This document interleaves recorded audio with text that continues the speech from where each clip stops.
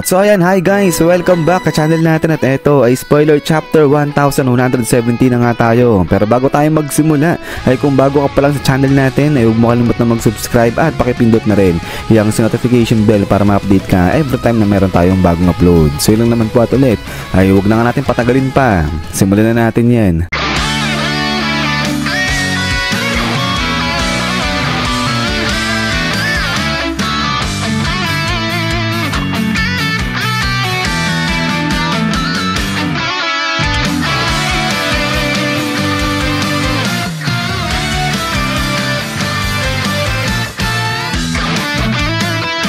At so dito nga yun magsisimula sa miyembro ng Swords dahil etong mga to ay nagre-recover na nga sa may hospital. So dahil nga yan dun sa nangyaring laban nila sa may Pirate Island para iligtas etong si Kobe. At sa kabilang banda naman ay etong si Tashigi kinakausap etong si Smoker at may kita na etong si Smoker papunta na sa may hospital din. So ayan, so far eto pa lang yung sa lagay o sa current status na ng Sword members natin. So pagdating kay Garp ay wala pang nababanggit dito kung ano talaga yung lagay ni Garp, kung patay na ba yan o buhay pa. Pero after nga dito ay talon na nga yan dito na sa side neto ni Saint Venus at laban na nga dito kay Zoro natin. So ito sa wakas ay nagharap na nga, nagtuloy na yung laban ng dalawa na to. At dito ay napansin neto ni Saint Venus etong Kitetsu na espada nga ni Zoro. At pagkatapos nga neto ay may kita na nag-clash na pati yung haki ng dalawa na to. So ibig sabihin parang Conqueror's haki yung nangyaring clash nga dito sa pagitan ni Zoro at saka nga neto ni Saint Venus ngayon dyan. So matindi etong si Zoro, talagang pumapalag laban dyan sa isa sa mga 5 elders natin. Pero habang naglalaban na nga dito etong si Zoro at saka nga etong si Saint Venus ay dito naman sa kabilang banda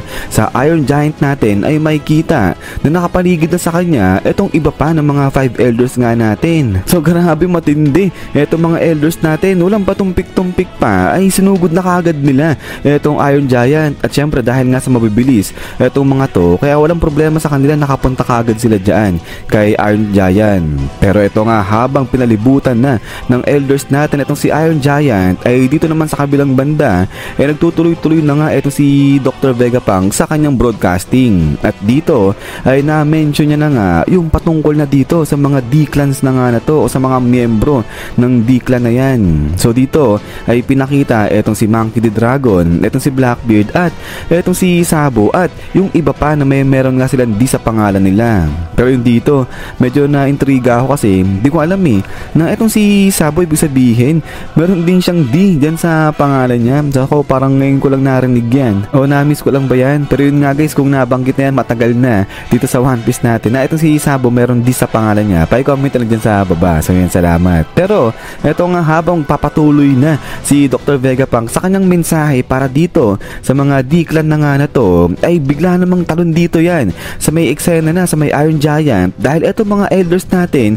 sinugod na etong si Iron Giant at dahil nga dyan ay nagawa nilang masira na at ma-stop etong broadcasting ni Dr. Vegapunk. So okay naman din talaga kung kailan pa naman magsasabi na etong si Dr. Vegapunk patungkol naman dito sa mga D-clan na to ay bigla namang in-stop ni Oda etong secret reveal dyan ni Dr. Vegapunk. So sayang, isa pa naman to dun sa mga gusto kong malaman yung patungkol nga dito sa D-clan na to. So siguro kayo nga rin. Pero yun, ay bago matigil dito si Dr. Vegapunk sa kanyang pag-broadcast, yung huling mga salita niya dyan ay from amongst you are. Tapos yun na, dun na na-end o natigil etong broadcasting ni Dr. Vegapunk dahil nga sa inatake na nung elders natin si Iron Giant. Pero yun pala, balikan natin etong si Iron Giant dito. So dito walang ganung details kung paano o ano yung nangyari dyan kay Iron Giant, kung napatay ba yan o nasira ang tuluyan ng 5 elders itong si Iron Giant. Pero malinaw dito, inatake ng 5 elders o ng 5 elders ng elders natin